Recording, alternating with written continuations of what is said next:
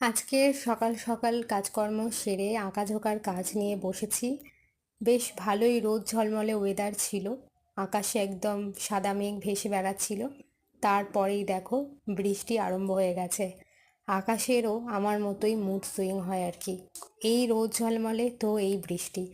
যদিও অনেকদিন পর বৃষ্টি হলো, এখন ভাদ্র মাস, সবেই শ্রাবণ মাস গেছে। প্রচণ্ড বৃষ্টির পর কয়েকটা দিন বেশ গরম গেছে। আর গতকাল ছিল গণেশ পুজো, গণেশ চতুর্থী। সবাইকে অনেক অনেক শুভেচ্ছা গণেশ পুজো। দেখো জানলাটা একটু খুলে তোমাদেরকে দেখাই বাইরে কেমন বৃষ্টি পড়ছে। আর বৃষ্টি হলে গাছপালাগুলো বড্ড বেশি সবুজ দেখায়, বেশ ভালো লাগে। তো চলো আঁকার কাজটা শেষ করে নিই। আর আমি একটা বুকমার্ক বানাচ্ছি।